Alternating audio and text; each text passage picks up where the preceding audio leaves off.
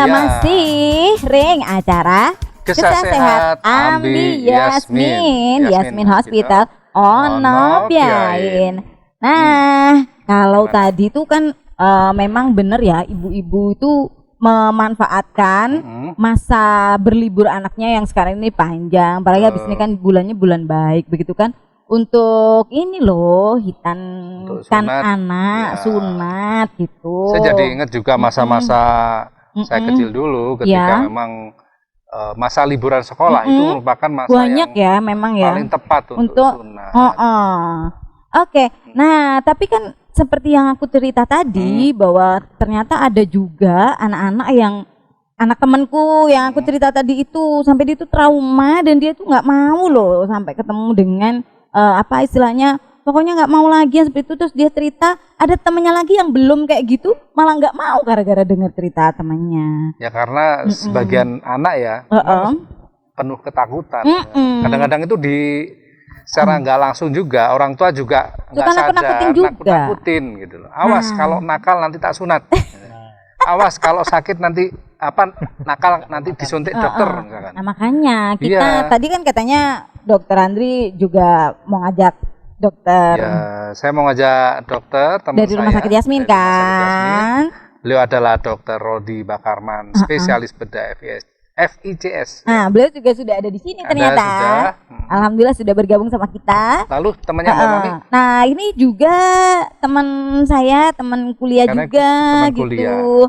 Dan kebetulan juga ada di satu lembaga yang memang sering juga sih kerjasama dengan Rumah Sakit Yasmin. Dulu kabarnya pas sunat Mbak Mami juga jengukin gitu ya? Iya, memang kita dari kecil bareng-bareng terus gitu kan. Ya, jadi nanti bisa sekalian ya ditanya-tanya pengalamannya sunat dulu gimana? Oh gitu. Mungkin nggak inget kali. Tapi yang jelas kan dia sekarang ini lembaganya itu kan juga sering bikin hitan massal. Jadi dia mungkin bisa bercerita bagaimana nyamannya begitu kan anak-anak ketika mereka itu berhitan di sini, dan dieksekusi oleh orang-orang yang tepat, para ahli yang tepat yang membuat mereka itu tidak perlu merasa trauma, tidak perlu merasa takut. Dan menjadikan itu ini adalah memang satu fase yang memang harus saya lalui sebagai seorang laki-laki seperti itu kan. Ya.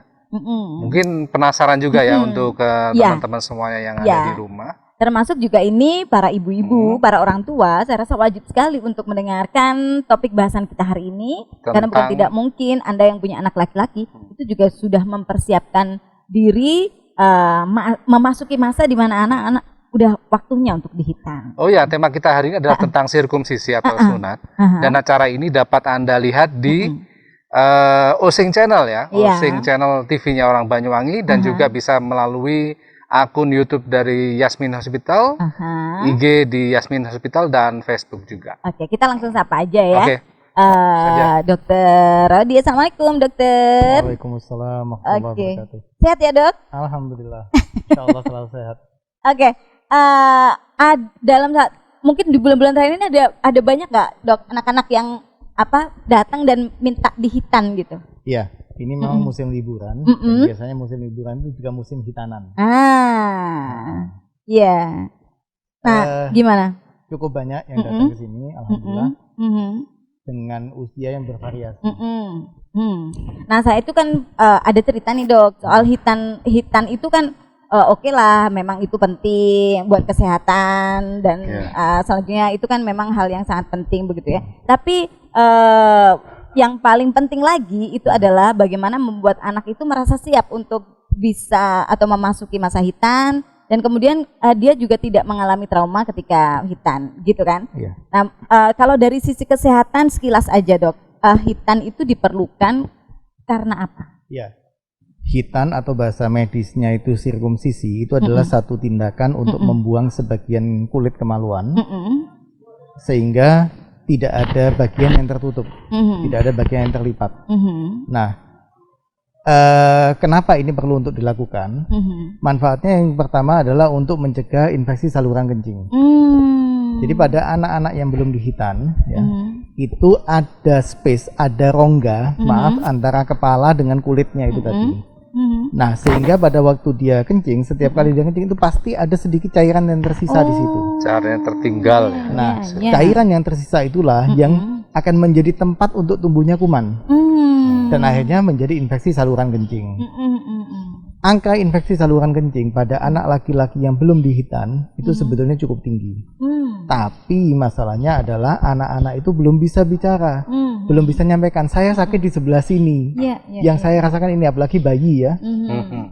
Orang tuanya hanya taunya nangis, rewel, sering panas, diobati enakan, habis itu panas lagi tanpa ketahuan penyebabnya yang jelas.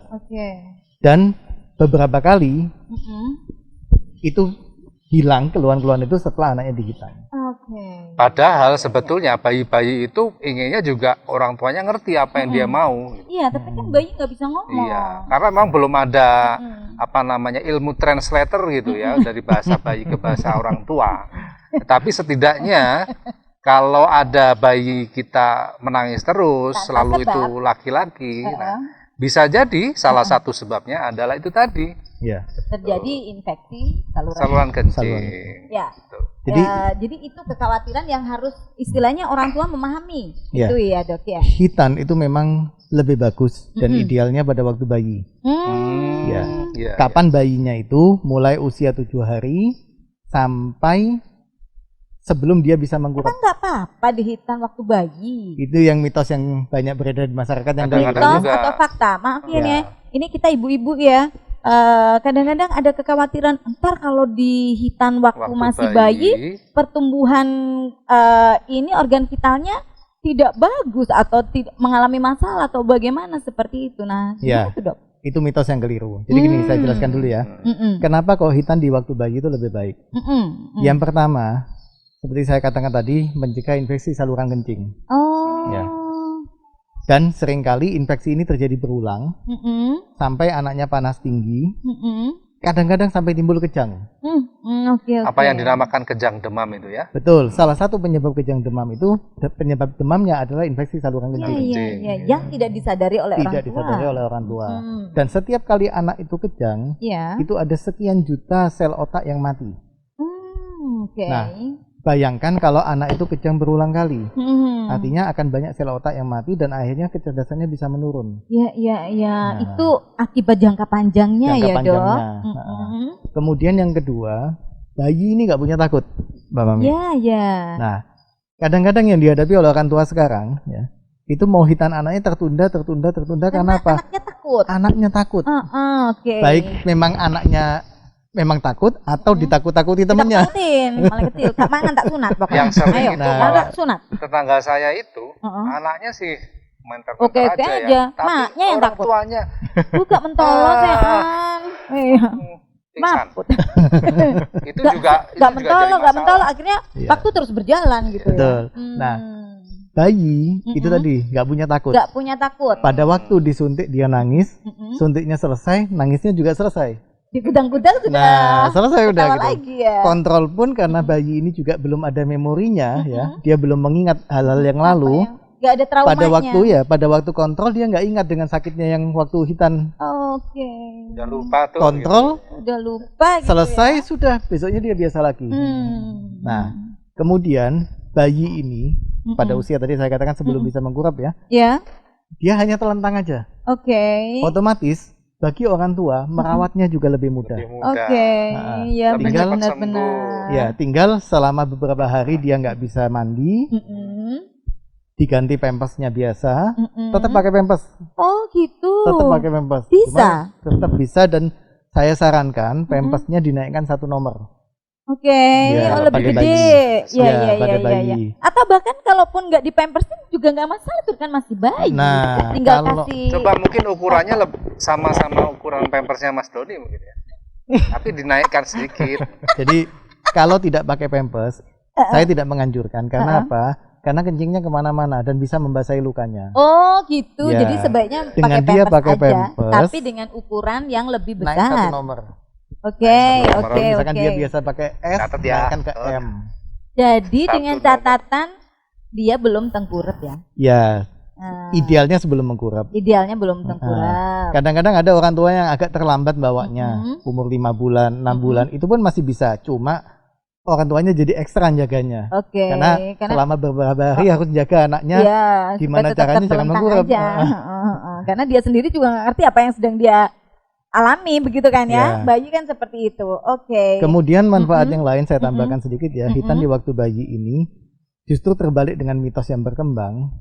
Pertumbuhan dari alat vitalnya itu justru akan lebih baik. Oh gitu. Karena jadi tidak bermasalah. Kebalik, Mbak Mami. Oh gitu. Karena lubang yang kecil itu akan menghambat pertumbuhannya. Sehingga pada beberapa anak karena lubangnya yang sangat sempit, kelihatan kemaluannya kecil. Padahal sebetulnya dia bukan kemaluannya kecil tapi tumbuhnya ke belakang. Karena mau ke depan terhambat. Akhirnya seperti tenggelam. Padahal sebetulnya itu tadi karena dia terlambat di tanah. Nah, ini juga ya. Tapi sedang pada bayi itu tidak terjadi. Pada bayi segemuk apapun itu proporsional. Daerah kemaluannya itu proporsional. Artinya tidak ada yang tenggelam. Dan kalau anak itu sudah hitam, misalkan besarnya nanti dia obes, gemuk ya, kemaluannya nggak akan tenggelam. Tidak berpengaruh sama sekali. Justru tidak akan tenggelam kemaluannya. Dan satu lagi, kita nggak tahu anak ini nanti besarnya jadi pemberani atau penakut. Betul. Ternyata dia tumbuh besar jadi penakut. Nah, kalau pemberani nggak masalah. Umur berapapun ya, bisa 1 dia SD, hitam. 2 SD masih bisa. Nah, tapi kalau dia ternyata besarnya takut, bisa-bisa sampai SMP. Nggak sunat-sunat. Ada soalnya teman saya baru kelas 1 SMP sunat. Temannya ini yang belum sunat SMP. Kebetulan ada bintang tamu juga ya. Beliau ini adalah Mas Widi dari Nurul Hayat. Nurul Hayat ini juga salah satu lembaga yang sering juga mengadakan kerjasama dengan Rumah Sakit Yasmin untuk kegiatan hitanan massal, begitu ya. Nah, otomatis Mas Widi dan timnya itu juga melihat secara langsung bagaimana proses eksekusi atau istilahnya proses hitanan itu berlangsung di sini. Kalau dari kacamata Mas Widi sendiri gimana ya Mas untuk hitanan? Karena kalau ngomongin soal anaknya tidak anak perempuan semua, jadi ada pengalaman hitanin anak dong. Kayaknya hari ini saya bercita-cita untuk bikin lagi cowok gitu. Amin. Biar ilmu yang saya serap bisa diterapkan ke anak saya. Mumpung masih masa-masa lockdown belum dicabut ya. Iya, mumpung masih betah di rumah ini. Gila, terima kasih Mbak Mami. Jadi gini Pak Dokter, Bu Mami. Ini kesempatan yang sangat bagus sekali. Terima kasih Yasmin Hospital mengundang kami dari Nurul Hayat yang sudah mungkin kita sudah lama bermitra gitu kan. Selain juga kita juga banyak donatur dari Yasmin Hospital ke Nurul Hayat, Bu Mami. Jadi itulah kenapa sejarahnya kok kita bermitra dengan Yasmin Hospital. Selain satu, kita ekspektasi tinggi sekali ke Yasmin itu. Jadi ekspektasi kita sudah luar biasa. Jadi kalau kenapa kok kemarin kita memutuskan program kita hitan massal secara itu periodik ya? Iya. Sudah berapa kali itu kalau nggak salah? Karena selain ekspektasi kita tinggi, kalau masyarakat itu kan gini. Hitan massal di mana? Yasmin itu kan keren gitu. Ya saya yakin keren. Jadi mereka semangat gitu. Alhamdulillah kemarin dari program kita itu setiap program itu kita 70 anak hitan. Itu mereka sangat antusias. Salah gitu. Satunya yang antusias orang tuanya juga, anaknya juga atau antusias gimana? Juga. Anaknya juga antusias. Aku sunat di Yasmin. Gitu. Jadi mereka bangga gitu. Sepertinya bangga. Jadi seperti itu. Terus kalau Mas Widi ngelihat pada saat sunatannya terjadi itu gimana? Iya. Pada saat kegiatan gitu kan, ketika kita anak-anak sering ini gimana? Trauma atau enggak gitu? Sangat berwarna sekali ya kalau kita bicara anak-anak itu, karena kita tidak tahu psikologis mereka beda-beda itu. Dan terbukti ketika di lapangan itu karena kuota yang begitu banyak, terus dengan tim medis, tim dokter yang harus berjibaku kan dengan beberapa anak kan, harus antri juga. Nah, sangat sangat susah juga sih untuk mengkondisikan psikologis anak nunggu itu enggak mudah. Iya, enggak. Banyak orang bahkan kita sebagai orang dewasa itu menunggu itu sudah sangat bosan. Apalagi anak yang menunggu sunat. Ini bayangannya karena gini. Karena khawatir juga yang menunggu nanti tak dengar ketika dieksekusi yang di dalam nangis. Wah, ini khawatir. Iya, seperti itu. Namun ternyata spesialnya kemarin di Yasmin itu meskipun anak-anak itu ngantri nunggu terus dengan entah pikiran mereka seperti apa, sunat itu seperti apa. Nah, saya rasa karena para tim dokter dari tim dokter Rodi itu sangat friendly ya saya rasa dengan anak-anak ya kan. Sehingga yang nunggu pun mereka tetap antusias gitu. Aku sunat. Gak gitu. sabar begitu Iya, ya. jadi mereka tidak goyang gitu, tidak goyah. Gak ada yang sampai mundur alhamdulillah gitu. Kemarin tidak ada sampai ada anak yang mau pulang, tidak ada. Mokong Iya, seperti itu. Anu Pak, saya udah jadi tidak ada, alhamdulillah gitu. Mutung. Nah, makanya dari itu belajar dari situ kita tetap dari pimpinan kita di direksi Nurul Hayat kerjasama kita akan terus ya insya Allah kegiatan kita hitan masal ini kita letakkan di Yasmin. Sebenarnya kita hari ini ada bulan ini sebenarnya Mbak Mami ada program hitan masal, cuman karena prosedur protokol ya, jadi kita masih belum berani memutuskan. Mundur lah bahasanya. Iya, kita mundurkan dulu. Sampai itu menunggu situasinya aman gitu. Sebenarnya kita bulan ini Mbak Mami, cuman karena ya kita berdamai dengan kondisi lah seperti itu. Jadi kita harus mundur.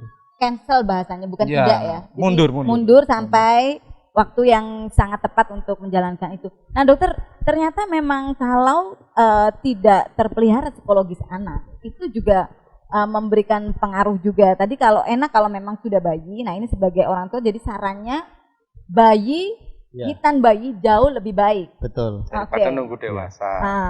Kalau misalnya ini baru dengar informasi ini, sedang anak sudah umur 7, 8, nah ini kan berarti ya mau nggak mau dihitankan dalam usia tidak bayi lagi begitu ya, dalam usia anak-anak.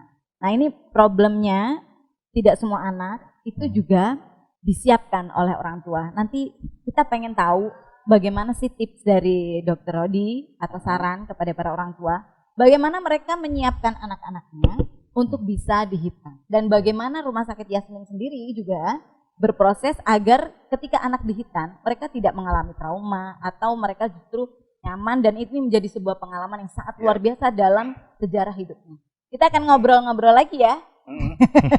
Pasti dengan Dr. Rodi dan juga dengan Mas Widi. Kok jadi melamun sih? Jadi nah, saya inget-inget waktu masih sunat dulu. Betul itu, justru di situ. Jadi dengan penjelasan ini tadi, rasa-rasanya saya kok pengen hitan lagi ya. Tapi kan nggak mungkin. Gitu tenger-tenger gitu. Habis dokter ngomong, terus kenapa ya, Kang Handri kok jadi tenger-tenger? Anak saya kan ada 2, yang satu laki-laki sudah saya hitan. Nah kebetulan apa namanya dulu tidak saya hitankan dengan metode seperti ini. Oke. Nah, selain menyiapkan secara psikologis, kita juga akan mendengarkan kira-kira metode apa yang paling pas, karena orang tua juga begitu. Kadang-kadang orang tua tuh mengedepankan gengsi. Ini yang penting karena ada trik baru, ada sistem baru, tapi mereka tidak memahami secara detail apakah itu betul-betul aman. Nah, ini semuanya mumpung dokter yang ahli nih yang akan ngobrol, jadi kita nanti akan korek-korek. Tentu saja kita masih ngobrol di Gesah Sehat Ambi Yasmin Hospital. Ono Biae.